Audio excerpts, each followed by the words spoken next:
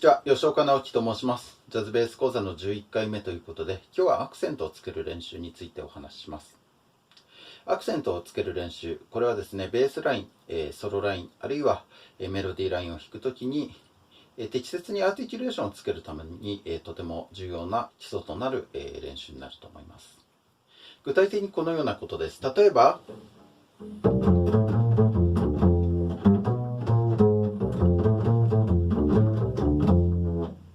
これでも良いのですが、実際には、アーティキュレーションをきちんとつけて、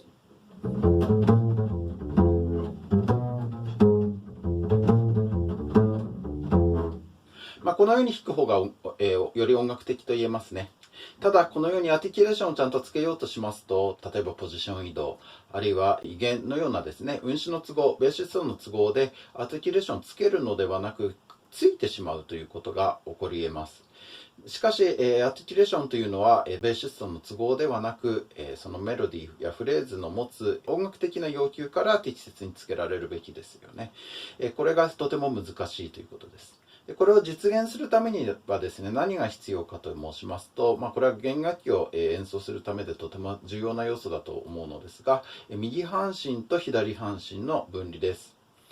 これまでもですね、スケールやインターバルの中で準備という動きが出てきました。実際の音を演奏するよりもかなり早い段階で左手がですね、先回りをして、弦を押さえておくというようなことでしたけれども、これでだいぶ頭が、多少混乱した方もいらっしゃると思います。で、今日も、アクセントはですね、基本的に右手でつけるであって、左手は常に冷静を保つ必要があります。このように左手半身と右半身がですね、適切にですね、強調して、働くためには、左半身と右半身が、常にこう独立してた働きをするということがとても大事です。それにはですね、トレーニングが必要になってきます。このトレーニングの一環として、このアクセントの練習というのもとても役に立ちます。今日は F メジャースケールを、2つずつ16分音符で、2オクターブにわたって演奏するというのをですね、基本となるエチュードとして採用しました。実際に演奏してみたいと思いますが、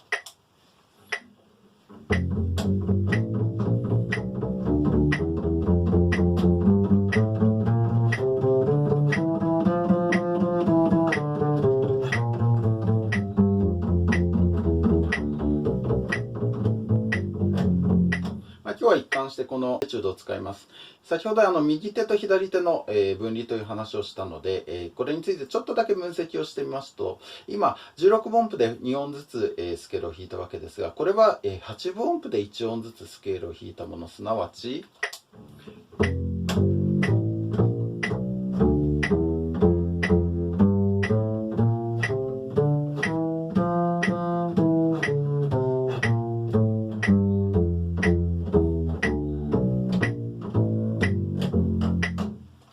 これと全く左手に関しては同じ動きをしている。こういう考え方がとても大事になってきます。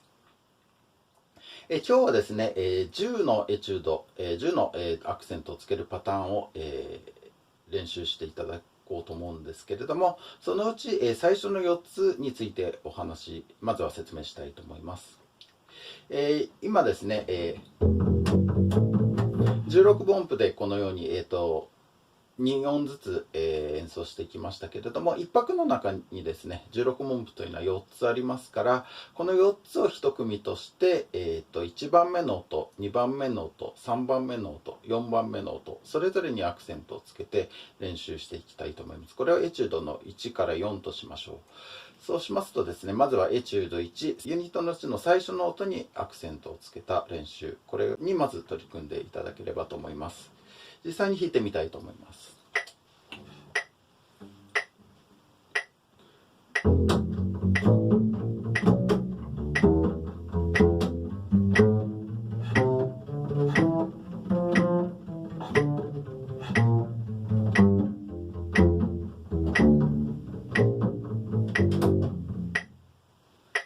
このようにですね、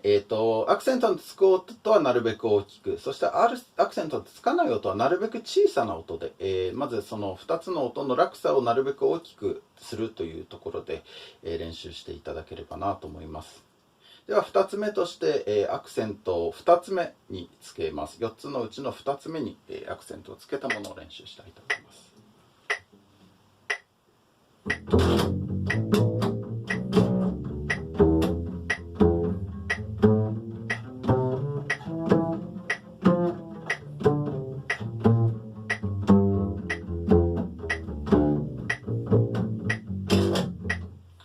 このようになります。この時ですね、アクセントが2つ目につきます。例えば、最初はこのようになるんですが、この時ですね、アクセントをつける時には、左手は関係ないわけですね。ですから、左手は微動だにしないはずなんですが、ただつい、このようにですね、左手も一緒に動いてしまうということが、最初は起こるかもしれません。これはですね、左半身と右半身が分離していない証拠です。ですから、これは時間がかかりますが、左手はですね、クールに8分音符を弾くのと同じ動きをしながら、アクセントを右手だけで作る。このようにですね、テンポをゆっくりに落としても構いませんので、まず左手の動きも注目しながらですね、左手が無駄な動きをしないように、この練習を続けていただければと思います。では、エチュードの3として、ユニットのうち3つ目の音に、アクセントをつけます。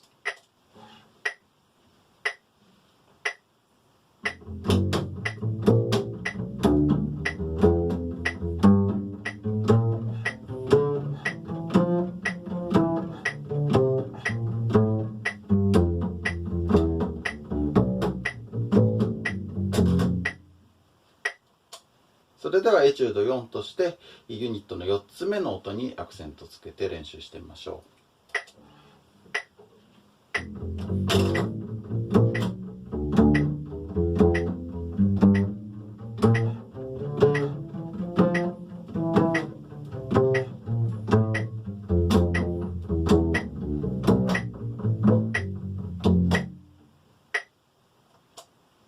このようになります。それでは、エチュード5と6、これはですね、一つおきに、アクセントをつける練習になります。つまり、エチュード5は強弱強弱のパターン。それから、エチュード6は弱強弱強のパターンです。それでは、エチュード5の強弱強弱からやってみたいと思います。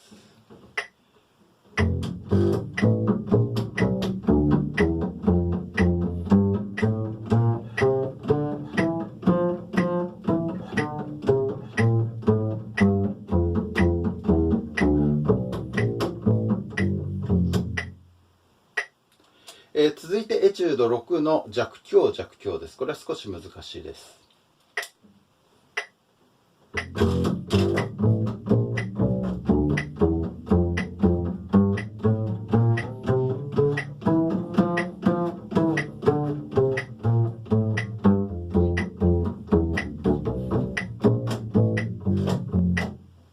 ちょっと怪しかったかもしれませんが、このようになります。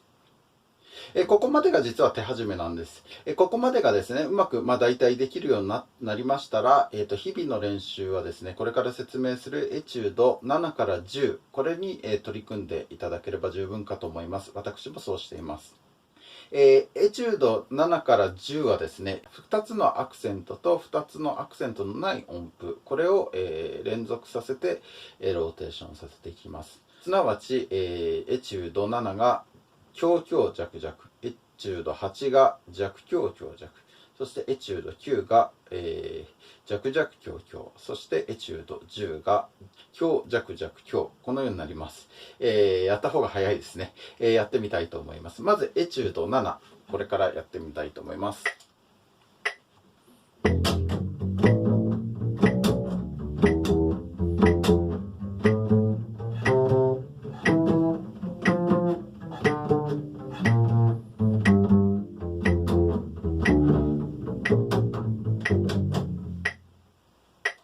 このようになります。続いてエチュード8、弱強強弱。これはですね、音の変わり目とアクセントの変わり目がずれるので、途端に難しくなります。ちょっとやってみたいと思います。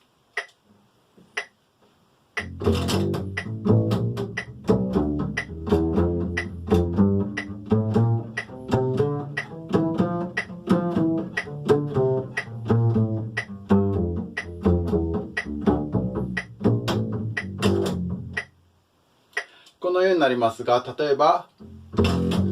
ここのようにですね、押さえ直したりですとか、あるいは弱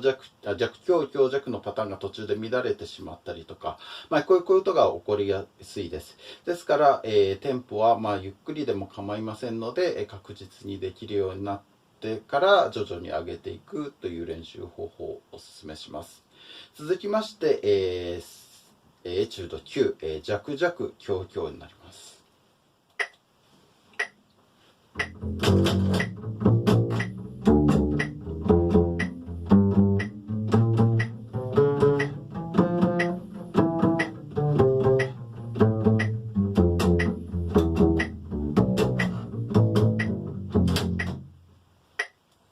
このようになります。そして最後、エチュード10、強弱弱強です。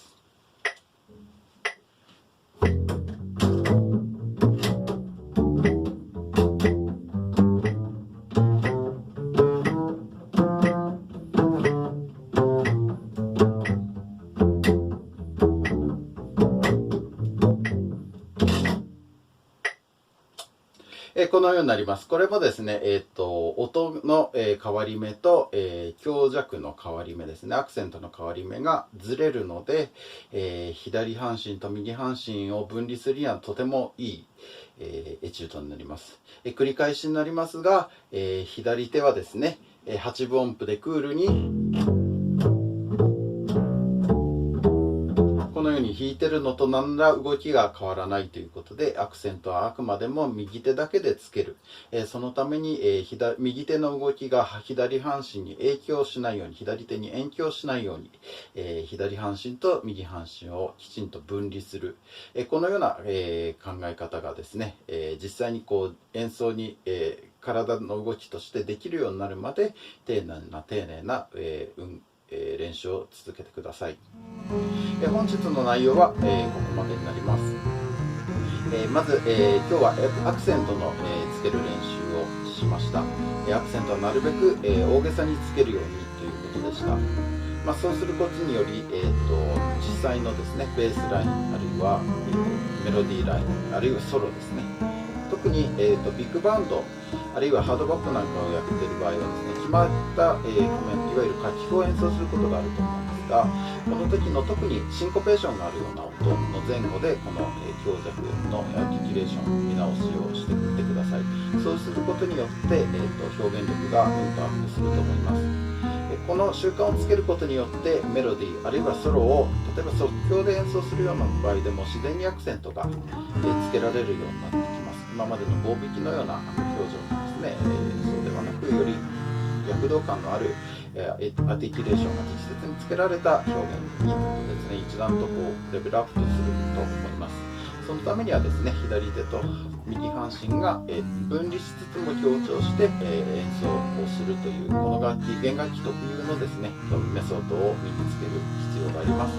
そのための練習としてもですね、このアクセントをつける練習というのはとても有効になってきます。最初はとても頭が混乱すると思いますし、そう簡単にはできないと思います。しかしこの練習に根気よく取り組むことによってですね、この楽器の表現の幅がはるかに広がっていくことが実感できると思います。ぜひ、そのようになるまでですね、根気強く丁寧な練習を心がけてください。今日の話はここまでになりますが、次回は、2フィンガーですね、右手の2つの指を使った練習方法について説明したいと思います。よければ次回もご覧ください。最後までありがとうございました。